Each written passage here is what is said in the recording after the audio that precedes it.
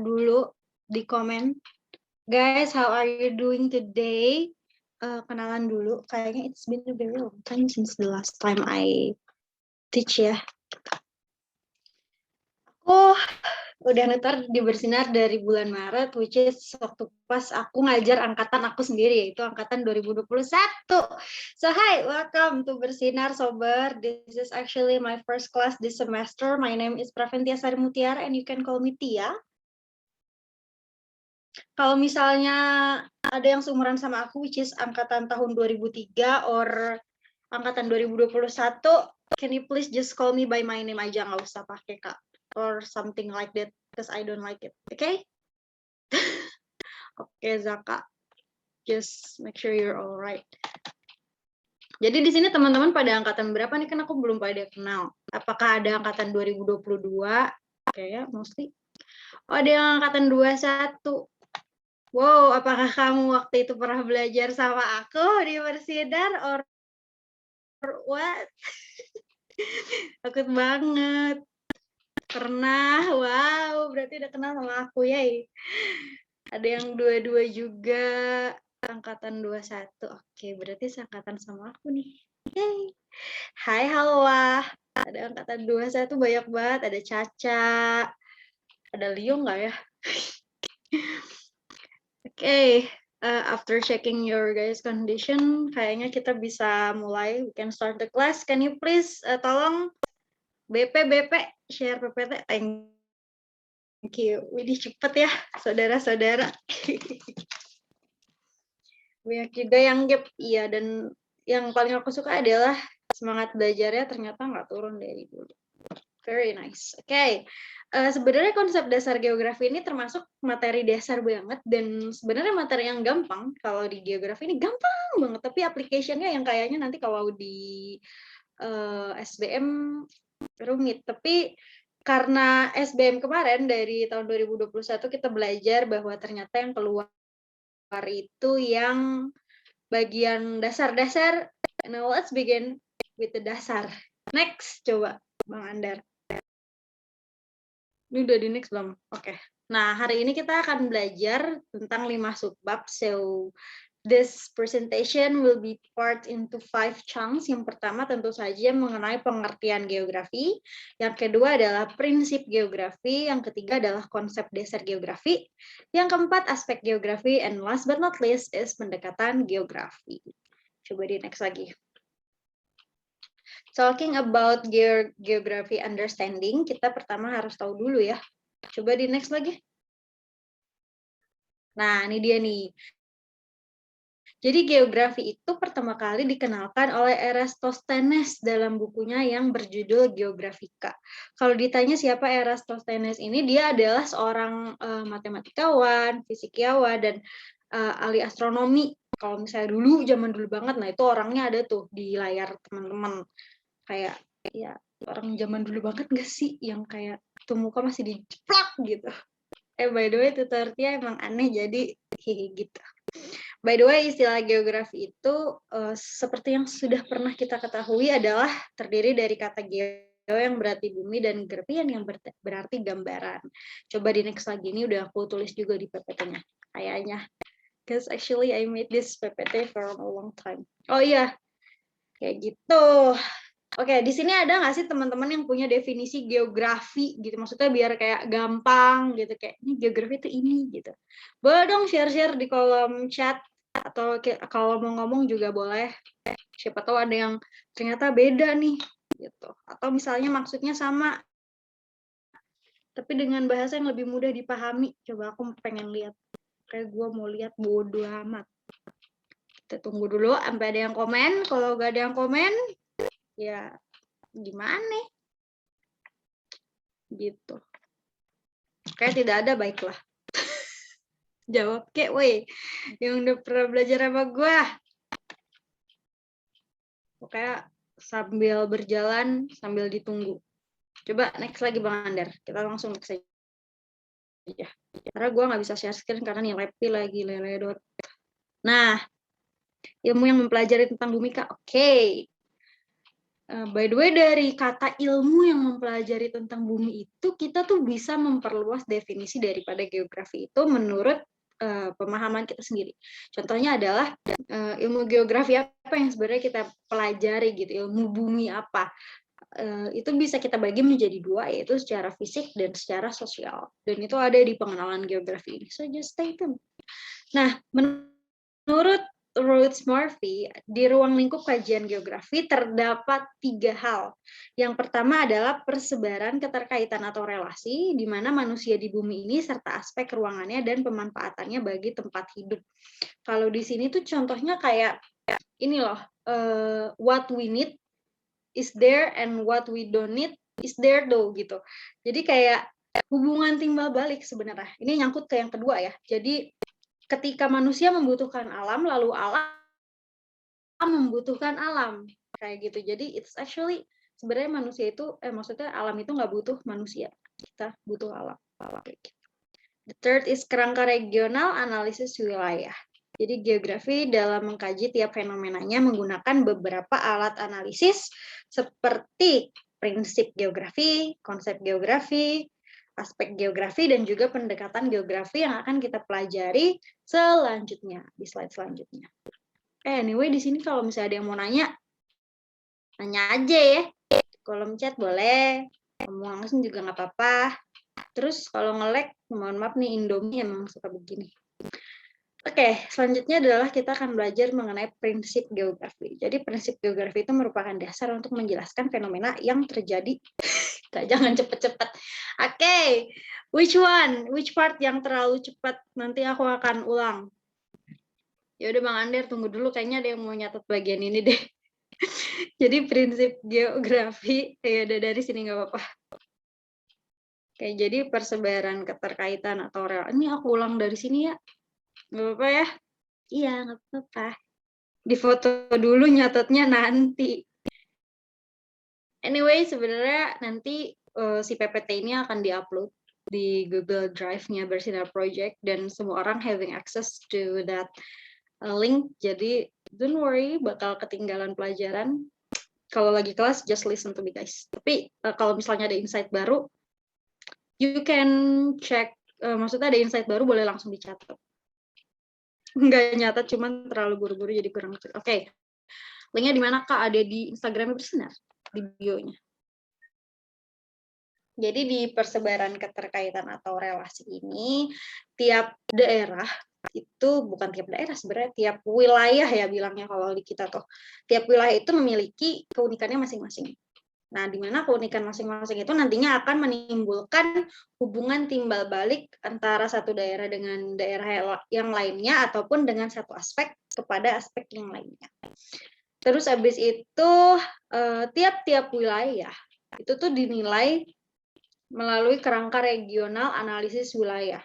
Nah, hal tersebut biasanya itu terdiri dari prinsip geografi, konsep dasarnya, terus habis itu aspek geografi dan juga pendekatan dari geografi itu sendiri.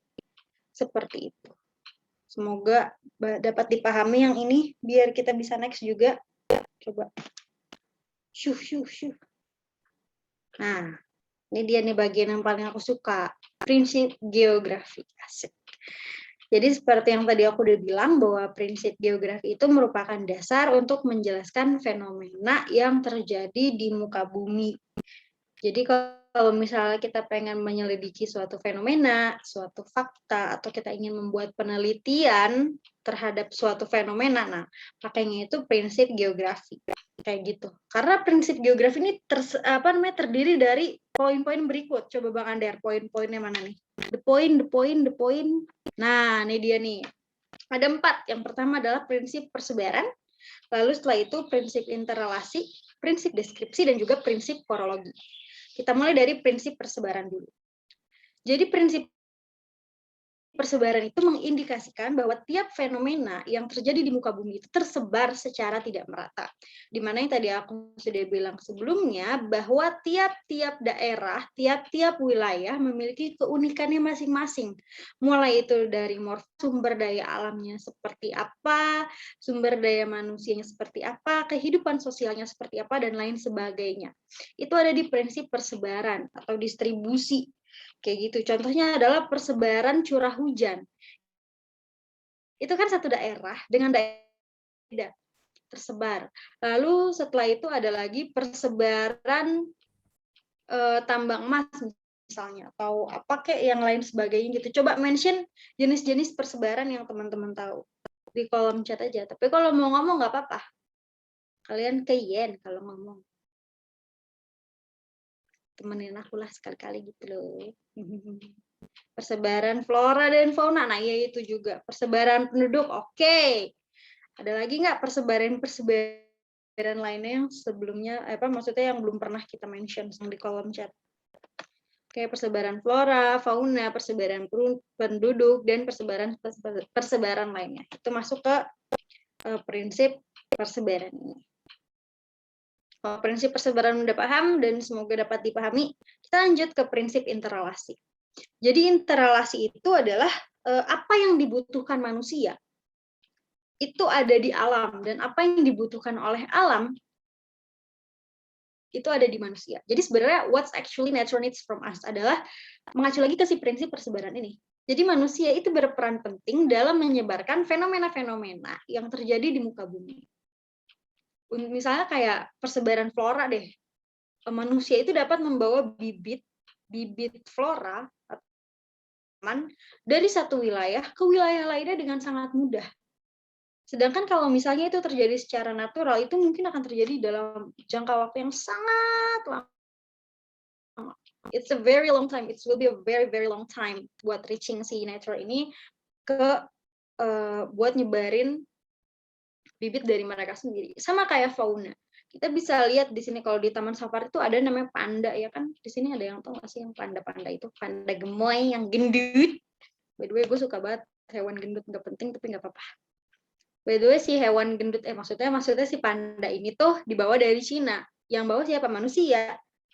Nah, jadi sebenarnya manusia itu berperan penting dalam prinsip interrelasi ini. Tapi alam sebenarnya jauh lebih penting karena segala sesuatu selalu ada di alam. Anything. Kayak gitu. Termasuk barang tambang. Terus habis itu gini, contoh lagi nih. Contoh lagi adalah orang yang tinggal di pegunungan tinggi itu rata-rata jadi apa? Jadi petani. Sedangkan orang yang ada di daerah pesisir misalnya, itu dia cenderung berperan sebagai apa?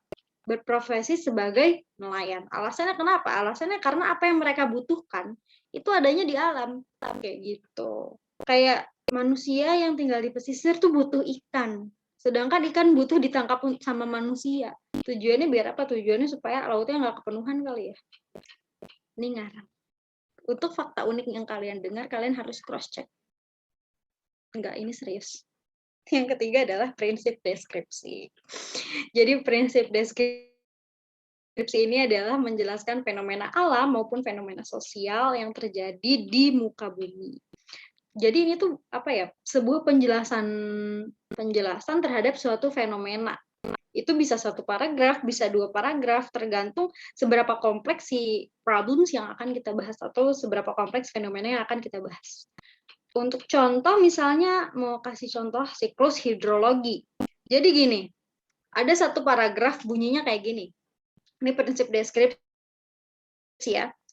Siklus hidrologi terjadi akibat adanya penguapan air di darat, di laut, atau tumbuh-tumbuhan. Kemudian uap air tersebut mengalami kondensasi dan membentuk awan.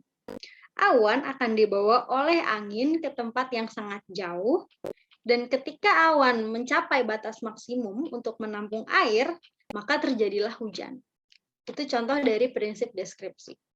Sama seperti prinsip-prinsip, maksudnya sama seperti fenomena-fenomena lainnya yang selain dari siklus hidrologi tadi. Bisa jadi siklus batuan atau siklus manusia itu sendiri. Di mana awalnya ya gitu, di biologi nanti ada. Kira-kira kayak gitu.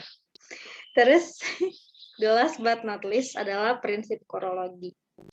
Jadi prinsip korologi itu adalah prinsip yang menggabungkan ketiga-tiganya. Jadi menggabungkan prinsip persebaran, menggabungkan juga prinsip interrelasi, lalu menggabungkan juga prinsip deskripsi. Jadi kalau di prinsip korologi itu kita lebih kayak cerita. Cerita kenapa fenomena ini bisa terjadi, di mana, terus hubungannya apa. Contohnya kayak gini. I will give you satu paragraf dan coba teman-teman analisis which one yang persebaran. Maksudnya nggak usah analisis yang kayak harus ditulis panjang-panjang ya. Kasih tahu aja nih bagian yang pas yang ngomong ini itu persebaran gitu. Itu aja ya. Coba dengerin. Tanaman teh dapat tumbuh subur di daerah pegunungan yang memiliki udara sejuk dengan kelembapan yang tinggi. Kondisi ini mendorong banyak penduduk di pegunungan yang mengembangkan agrowisata teh. Coba dari satu paragraf itu, yang mana yang termasuk ke persebaran? Ayo. Iya, maksudnya korologi ini tuh jadi tuh ada di dalam satu paragraf itu ada persebaran, ada interrelasi, ada deskripsi, harus ada tiga-tiganya. Ya, sebenarnya ada dua juga nggak apa-apa sih, pokoknya gabungan. Coba kira-kira bagian mana? Kalimat satu, kata-kata teh, tanaman teh tumbuh di dataran tinggi. Nah, tanaman teh tumbuh di dataran tinggi itu termasuk ke yang apa? Kita baca dulu catatan persebaran. Oke, betul. Betul. Nah, jadi bagian tanaman tehnya itu adalah bagian persebarannya. Sedangkan yang bagian dapat tumbuh subur di daerah pegunungan itu lebih ke interrelasi. Terus abis itu di bagian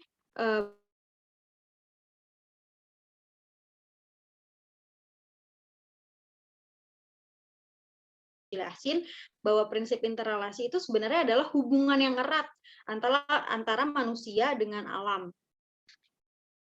Contohnya tadi ada di prinsip korologi yang udah aku jelasin, di mana ketika manusia itu tinggalnya di tempat yang tinggi di daerah pegunungan, mereka cenderung mengembangkan agrowisata teh.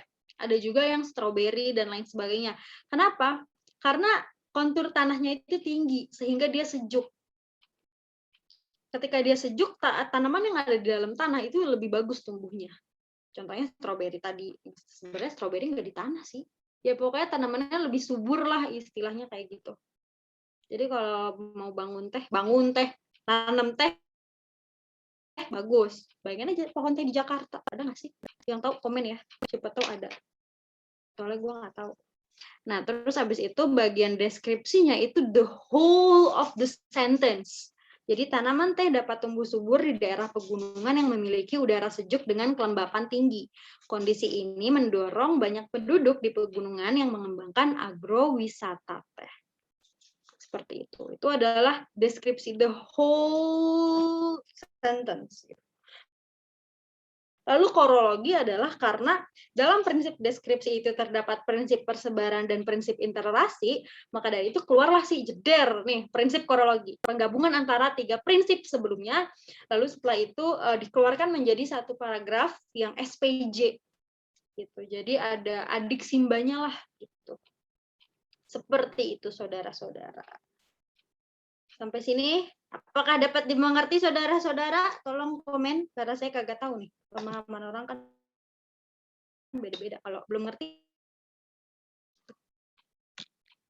yay! Semoga pada ngerti semua. Alhamdulillah kalau pada mengerti. Oke, baik. Kita bisa lanjut ke konsep dasar. Ini konsep dasar lumayan banyak, jadi tolong siapkan pensil pulpen Anda.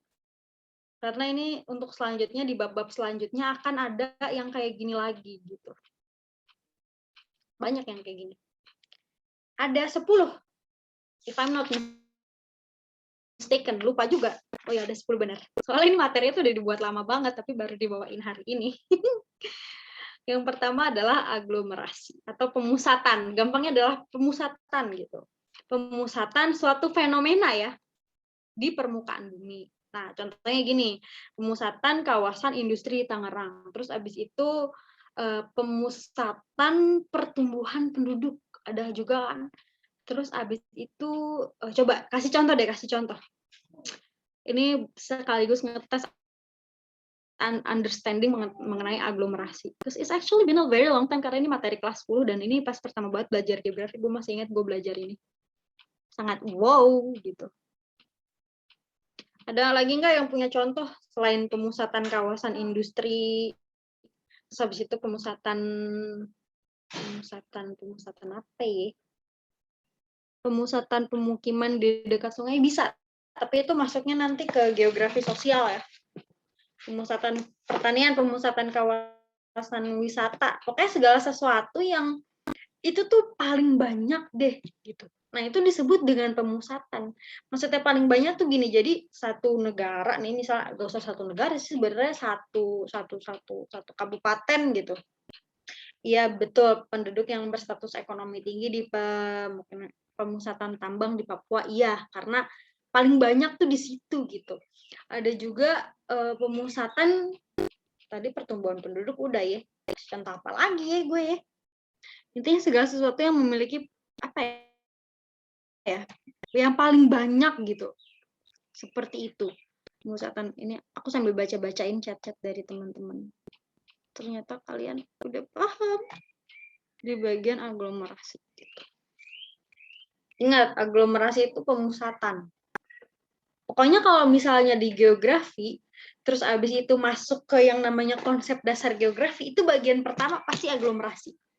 Aglomerasi dulu, baru yang lainnya. Because it's actually the base of everything gitu. Nah, kalau misalnya tadi ada aglomerasi, iya kayak hal yang mencolok dari kawasan tersebut. Dan itu tuh bisa kayak yang namanya kehidupan sosial bisa, dan fenomena alam juga bisa.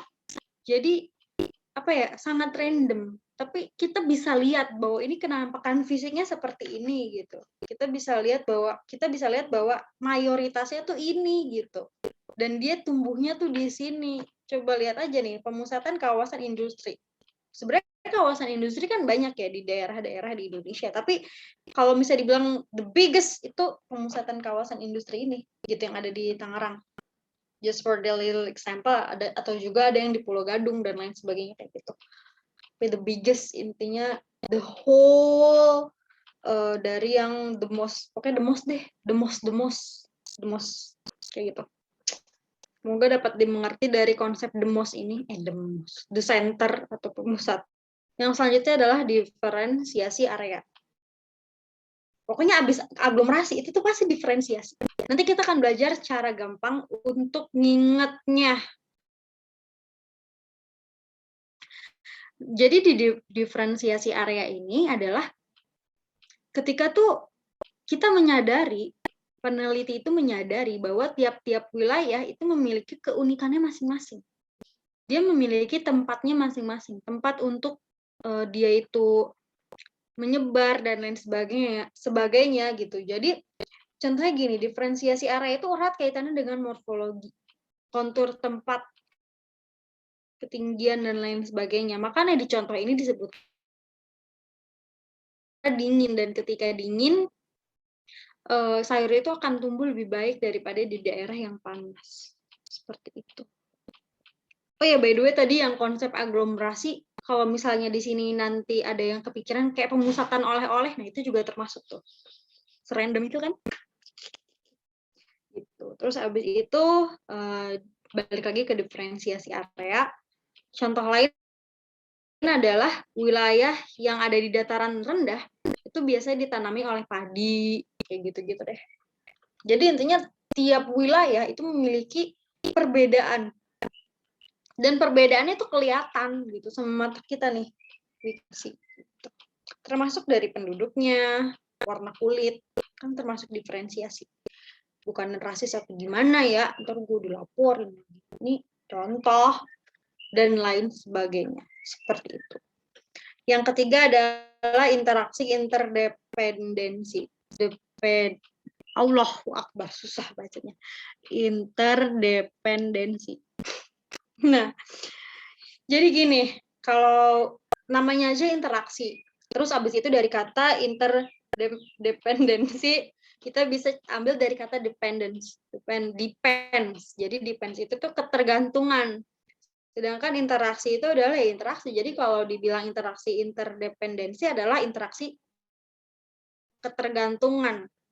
Maksudnya kayak gimana? Jadi gini, tiap wilayah itu tuh bergantung dengan wilayah yang lainnya. Contohnya kalau misalnya ini nih, just a little example, desa menghasilkan bahan mentah, kota menghasilkan bahan jadi. Maksudnya gimana? Jadi gini, di desa itu tuh kita kekurangan teknologi untuk mengolah sesuatu menjadi bahan jadi atau mengolah sesuatu menjadi lebih baik.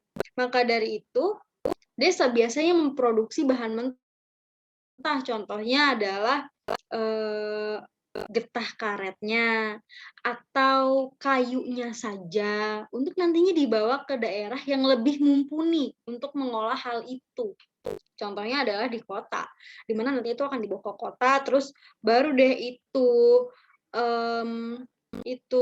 kayu gitu ya dibikin jadi meja, jadi kursi gitu. Betul, ada lagi contoh tembakau yang disetor ke kota ya, bukan di kemarin sama tutor Indo loh. Betul, bisa disebut hubungan timbal balik kayak gini. Ini dari yang Rose Murphy tadi gitu. Jadi ketika si bahan ini, maksudnya si meja, kursi dan lain sebagainya dari kayu yang diantar dari desa itu udah jadi, nah si kota ini mengirimkan kembali ke desa karena itu yang dibutuhkan oleh desa. Jadi atau enggak gini, kalau itu geografi fisik ya, kalau geografi manusia misalnya, bahwa di desa itu mereka butuh lapangan pekerjaan, tapi ternyata tidak banyak. Sedangkan kota membutuhkan para pekerja yang dapat dibayar murah. Maka dari itu, karena kurangnya sumber daya manusia, orang desa itu dikirim ke kota. Terus orang desa yang kerja di kota dapat duit dari kota, sedangkan kota dapat tenaga manusia. Kayak gitu. Jadi tiap wilayah, tiap fenomena itu berhubungan dengan fenomena yang lain. Seperti itu. Terus habis itu ini yang keempat ada konsep jarak. Kita semua udah tahu bahwa jarak itu dibagi menjadi dua, yaitu jarak absolut dan jarak relatif. Kalau jarak ini sering direpetisi pasti sama gurunya kalian ya.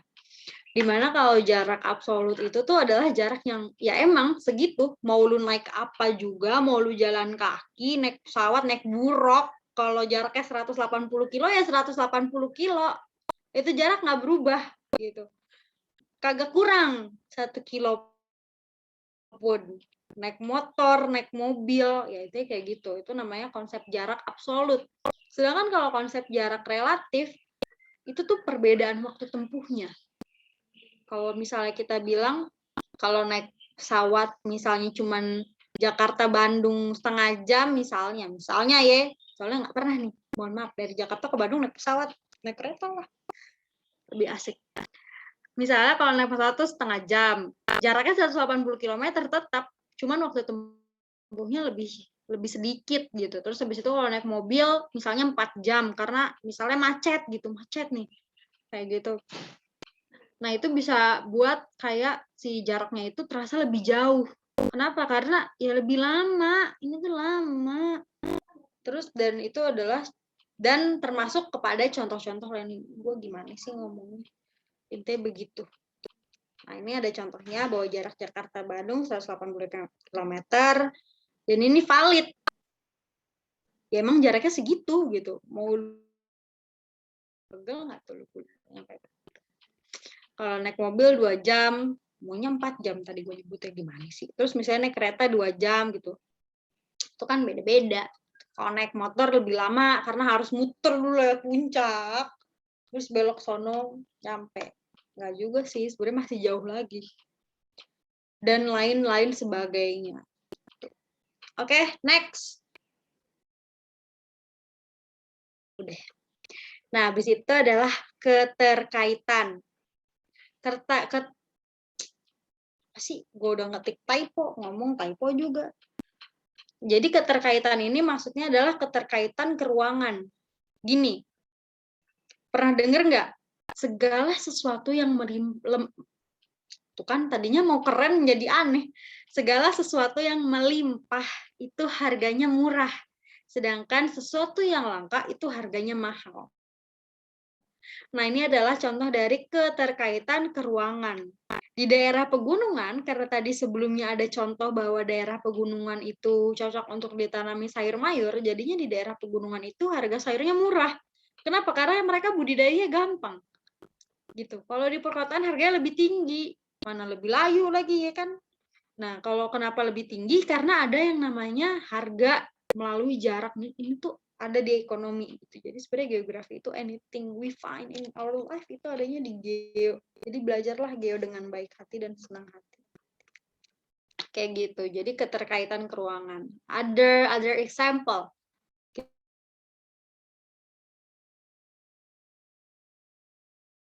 Kalau di daerah pesisir, itu tuh harga ikannya murah. Kenapa? Karena dia melimpah. Tiap pagi nelayan tuh pasti bawa kayak ikan tuh berkotak-kotak ya, terus dijeber gitu nih, harganya tuh lebih murah gitu. Sedangkan kalau udah masuk ke pasar itu pasti ada harga lagi yang lebih tinggi. Kayak harga iPhone di Batam murah karena banyak ya. Asli nggak tuh? Jangan beli yang bajagan ya saudara-saudara.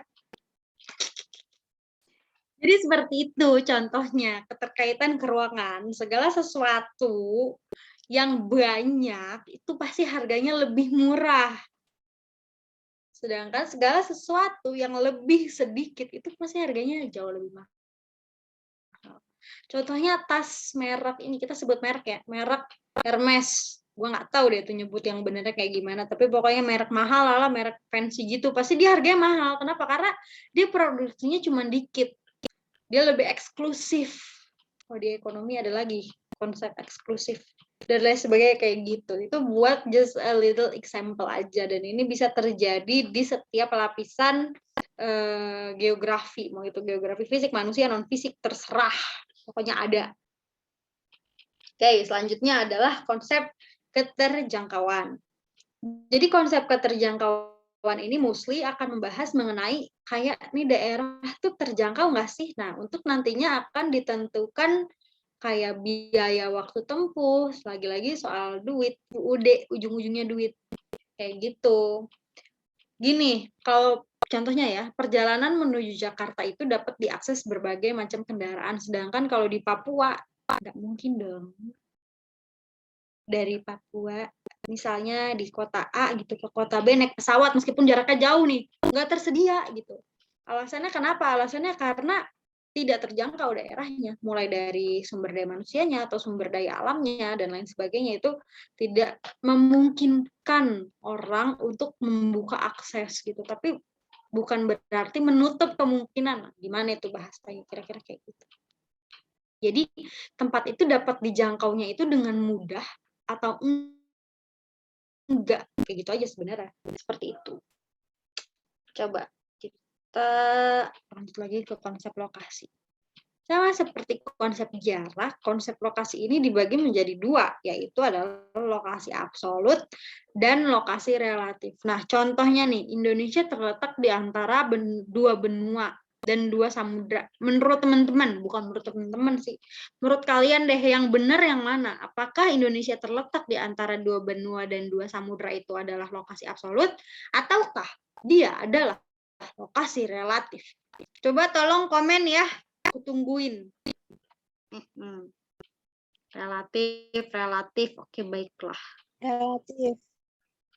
Mantap. Iya, akhirnya dia ngomong, saudara-saudara. Aku senang. Relatif. Coba ada di sini yang mau speak up. Menjelaskan kenapa sih Indonesia terletak di antara dua benua dan dua samudra itu termasuk lokasi relatif. Karena tadi yang jawab banyak.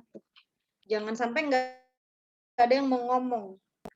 Guru, aku tungguin. Maksa ya nih tutor, ngeselin banget. Jadi, alasan kenapa Indonesia ini, ada yang mau jawab nggak? Jawab mau gitu kalau di kolom komentar, kalau enggak gitu. Jadi kayak lagi ngetik, jadi gue tungguin dulu deh. 1, 2, 3, 4, 5, 6, 7, 8. Muncul kayak yang mau jelasin. Mau boleh. Gue yang mau coba. Oke. Ayo. BTW aku anak linjur, jadi maaf ya kalau cupu gitu penjelasannya. Jadi menurut aku juga relatif karena apa ya, tergantung sama posisi kita ngelihatnya gitu loh. Kalau misalkan absolut tuh yang kayak ini gak sih, yang berapa derajat lintang utara, lintang barat gitu sih kalau menurut aku. Jadi ini bukan menurut aku sih, ini berdasarkan apa yang udah aku pelajari beberapa minggu terakhir ini, emang lagi belajar geografi. Kalau relatif tuh pokoknya tergantung kita ngeliatnya dari sudut mana gitu deh. Pokoknya kayak ini gitu deh. Oke, good. Kalau kamu punya nggak contoh lain daripada lokasi relatif itu sendiri? Kalau Indonesia terletak kan itu terlalu besar ya. Coba kita persempit. Misalnya lokasi rumah siapa atau lokasi apa gitu. Coba ada nggak? Ayo Halimah. Mikir.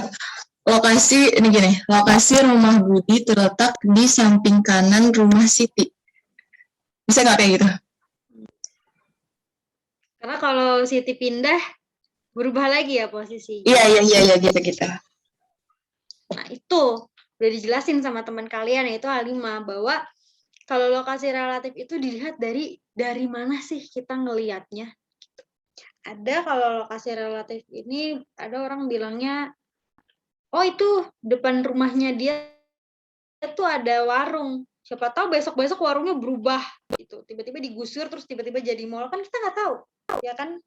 Jadi si konsep lokasi relatif ini tuh dapat berubah seiring berjalannya waktu gitu. Sedangkan kalau lokasi absolut tadi benar, itu adalah lokasi yang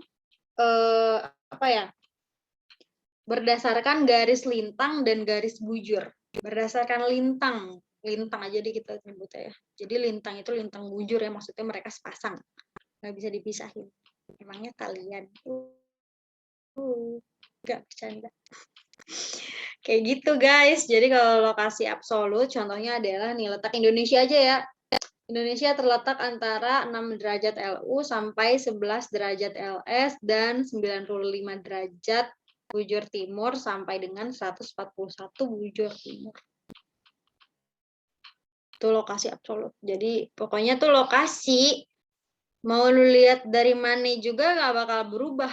Mau tiba-tiba tuh peta lu terbalikin gitu, yang harusnya di atas jadi di bawah, yang di bawah jadi di atas, nggak bakal berubah derajatnya, shy, nggak usah maksa gitu. Sedangkan kalau lokasi relatif ya beda. Easy peasy like lemon squeezy. Let's continue. Oke, terus abis itu yang ke-8 adalah konsep morfologi. Jadi berkaitan dengan bentuk lahan yang berkaitan dengan tenaga pembentuk muka bumi. Contoh, bentar, lihat dulu catatan gue. Contohnya gini, proses stalaktit dan stalagmit itu terbentuk akibat adanya sedimentasi tanah kapur yang terbawa air. Terus abis itu Danau Toba adalah danau yang terbentuk dari letusan gunung berapi dan juga gempa vulkanik. Seperti itu contohnya. Gitu. Jadi segala sesuatu yang terjadi di muka bumi dan itu ada tenaga pembentuknya baik eksogen maupun endogen. By the way, aku udah bahas ini, just kalian cari aja Praventia di YouTube-nya BP ya. Tia aja deh. Tia, terus cari litosfer. I've talked about this gitu, tentang morfologi eksogen endogen yang bisa membentuk muka bumi itu sendiri gitu. Karena segala sesuatu yang terjadi di muka bumi itu tuh punya kayak apa ya, kayak oh nih gitu, oh nih awalnya tuh karena ini gitu.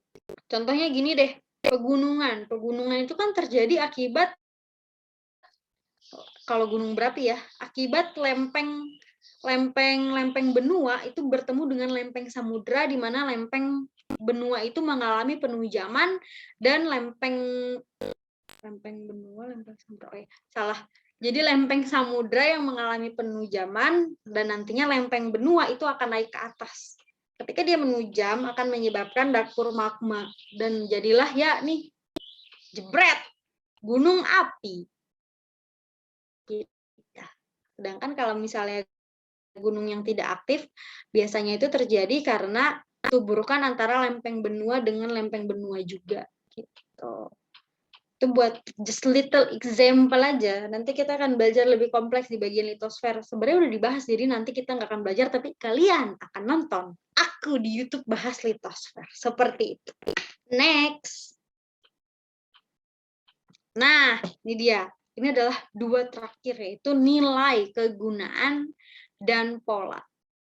Jadi kalau nilai guna itu adalah suatu daerah itu memiliki manfaat yang berbeda-beda bagi makhluk hidup.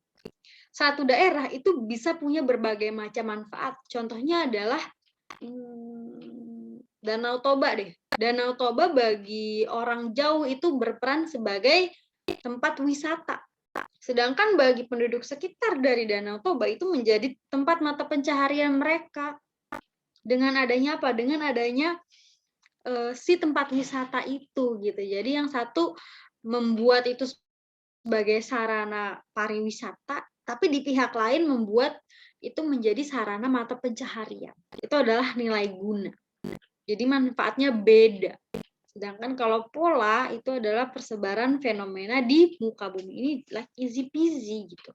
Kayak kalau misalnya pola pemukiman memanjang, lalu kalau pola pemukiman memanjang itu tuh dia adanya di jalanan ya. Jadi dia ngikutin kontur jalan, terus habis itu ada pola pemukiman yang nyebar. Nyebar itu ikonik banget.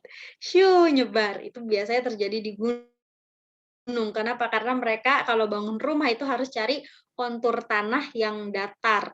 Makanya rumahnya itu satu sama yang lain itu jauh. Jadi nyebar gitu. Terus habis itu dia memusat. Biasanya kalau memusat itu ada di pemukiman yang padat. Seperti itu. Dan lain sebagainya yang pokoknya nih ada polanya nih. Begini nih bentukannya kalau gue lihat-lihat begitu. Nanti teman-teman tuh kalau misalnya ngelihat suatu objek, coba deh analisis pakai konsep geografi. Dan itu nantinya akan membuat pemahaman teman-teman ke geografi itu jadi jauh lebih mudah. Karena biasanya yang aku lihat tuh orang-orang mikirnya geografi itu susah. Padahal enggak, ribet doang, bercanda. Next. Oke. Yang keempat, berarti ini kita udah lebih dari setengah jalan ya. Oh enggak, belum yang keempat ternyata. Oke, jadi ini adalah kata-kata atau hafalan yang bisa digunakan sama teman-teman kayak ini loh gitu. Ini adalah cara gampang untuk ngafalin dari Tia. I made this. Jadi Adi jangankan logika pola. A. Aglomerasi. Diferensiasi.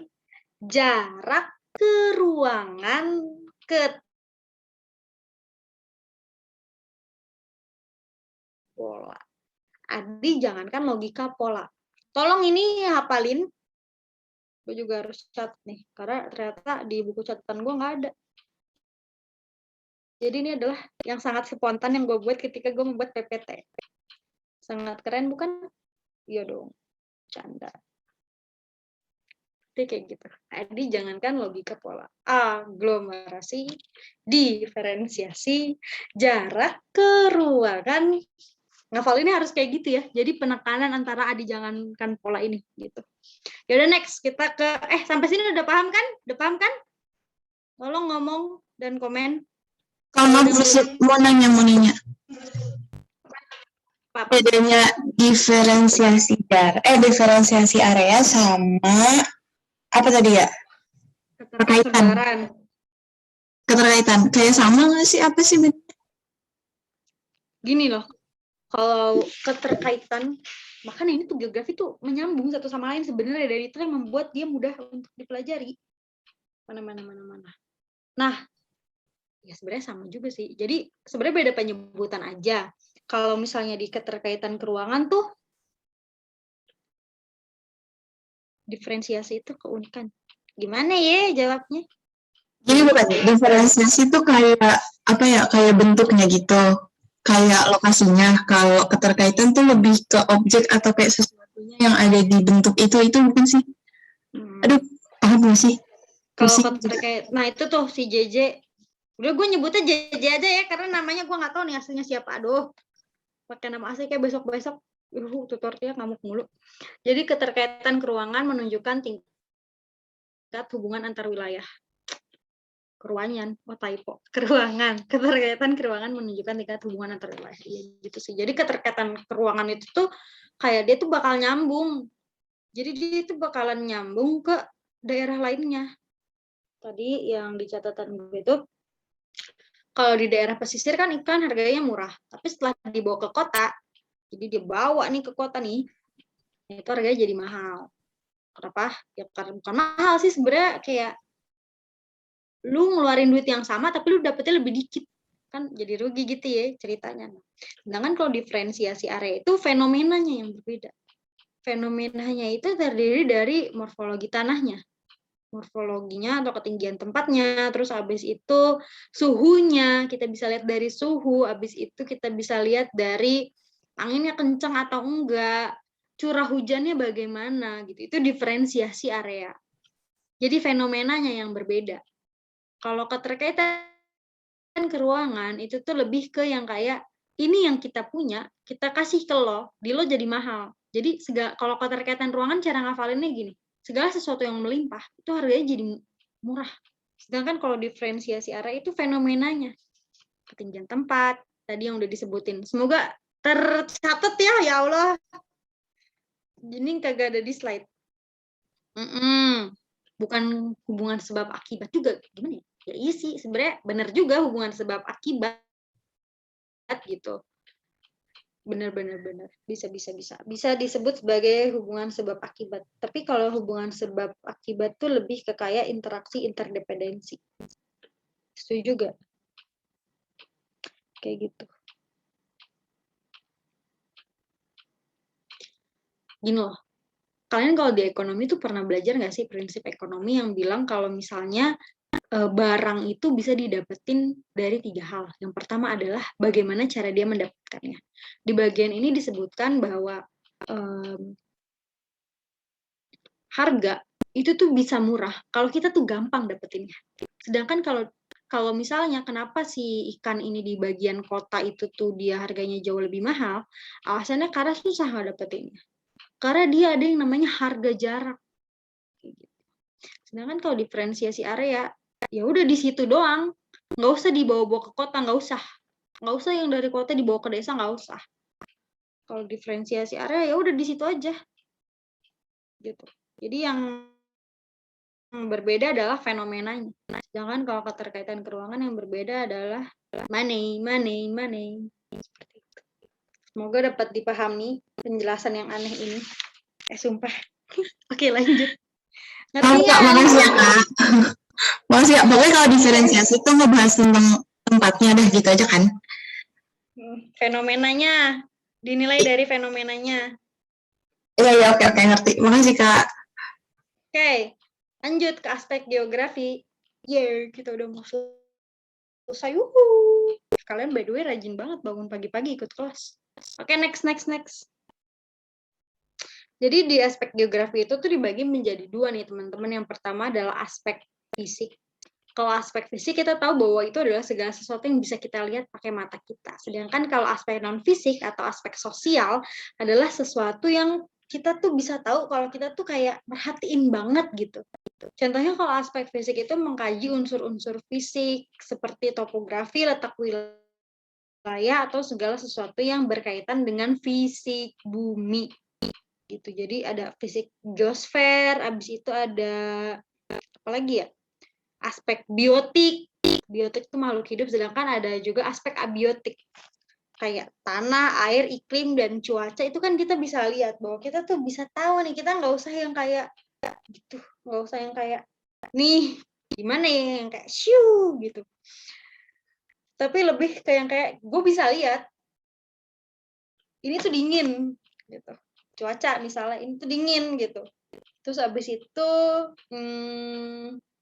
ini tuh tanahnya, misalnya tanahnya tuh tanah yang warnanya merah gitu, artinya subur. Terus habis itu di sebelah sini tanahnya lebih gembur. Oh, kalau di sini tanahnya tanah pasir, kita bisa lihat kenampakannya bahwa tara, inilah yang dimaksud dengan aspek fisik.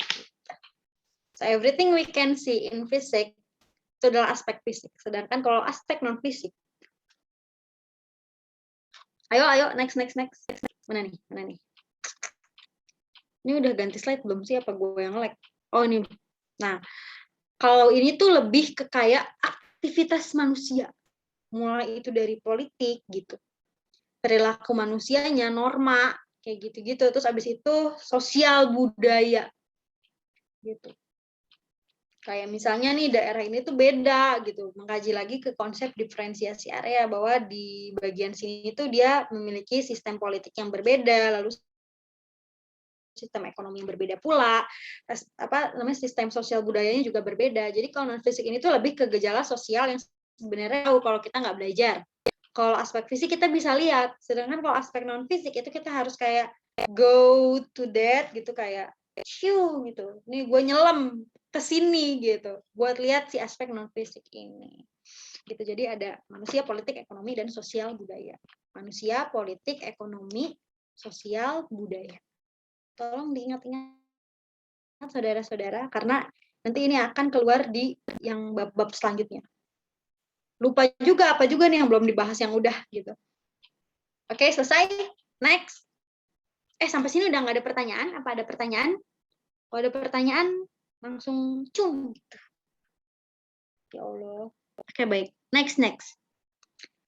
Jadi, di pendekatan geografi itu dibagi menjadi 3. Yang pertama adalah Kak, tadi apa saja politik? Nih, aku ketik ya. Si G nanya private lagi. Itu public aja guys, biar teman-teman yang lain bisa pada lihat. Jadi, siapa tahu ada yang punya concern yang sama adalah perilaku manusia.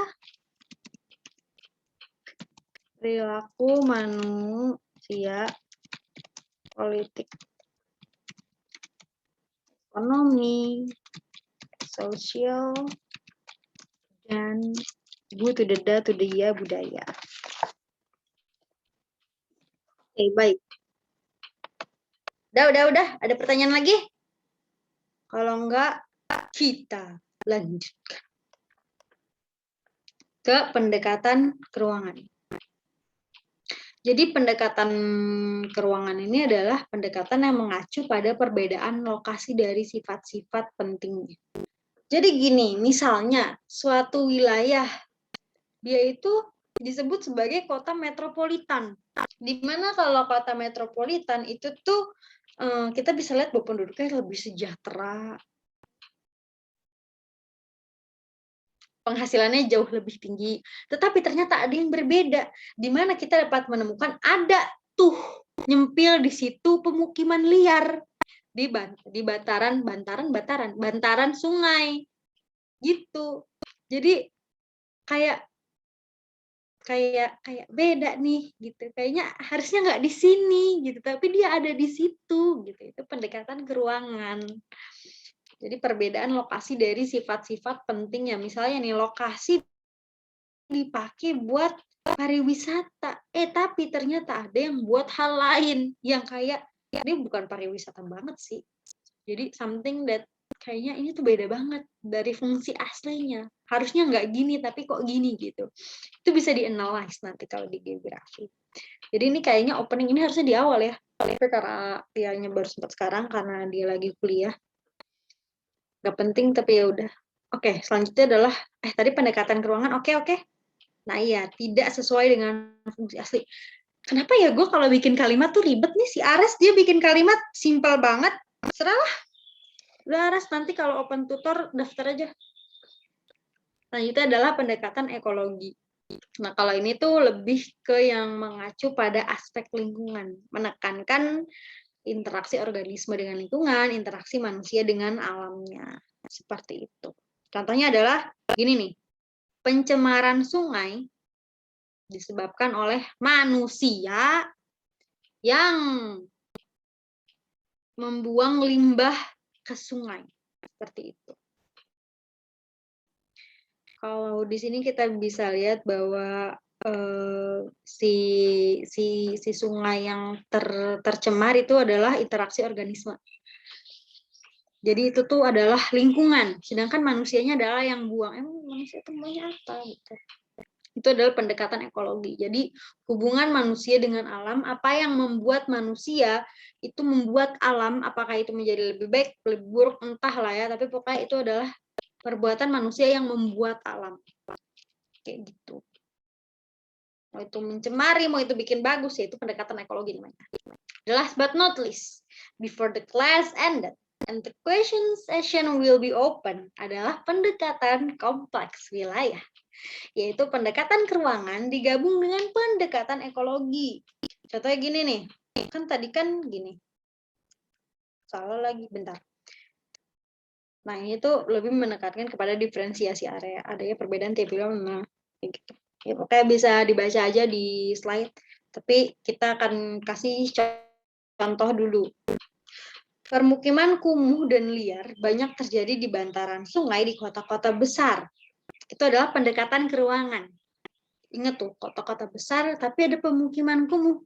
Nggak matching dong, dia kayak, tidak jodoh gitu.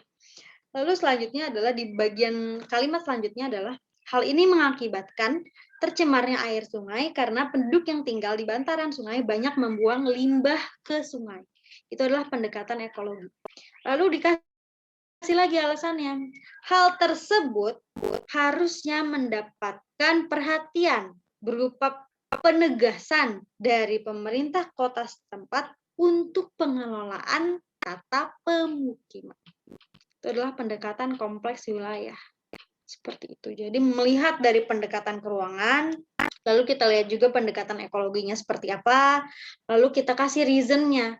Kayak, nih, harusnya tuh nggak gini, harusnya begini gitu. Jadi disertai dengan saran dan lain sebagainya. Mari kita next. Yang lagi share PPT bukan gue. Sebenarnya ini enak kalau nyoret-nyoret, cuman Lepi gue lagi ngambek. Nah, ini adalah salah satu quotes, bukan quotes sih, sebenarnya ini biasa aja.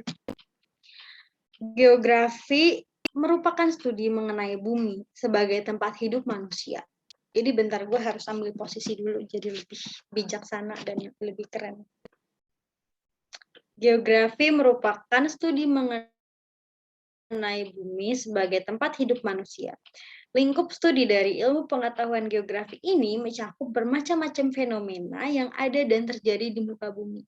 Dari kata-kata bermacam-macam fenomena, itu kita bisa mengembangkan lagi. Karena segala sesuatu yang terjadi di bumi, baik itu mulai dari inti bumi sampai kerak bumi, itu adalah geografi. Seperti itu. Ini adalah dari kata-kata dari Carl Ritter. Kalau ketemu L sama R jadi belibet ya gitu. Intinya seperti itu. Di next lagi. Mana nih, udah ganti screen belum? Screen. Nah, ini dia. Thank you guys. Kalau ada pertanyaan, komen, ngomong boleh. And all of the materials that have been taught will be uploaded to the Personal Project YouTube channel, dan si PPT-nya ini juga bakal di-share. Jadi, tenang saja. Gitu. Ada pertanyaan? Kalau belum ada pertanyaan, foto dulu. Tapi ada pertanyaan dulu gak? Kalau nggak ada, kita foto.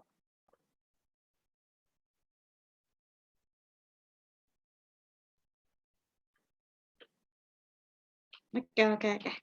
Coba tolong yang ikhlas on cam, karena kita mau foto. Nggak mungkin dong saya foto layar hitam semua, nama doang. Ayolah.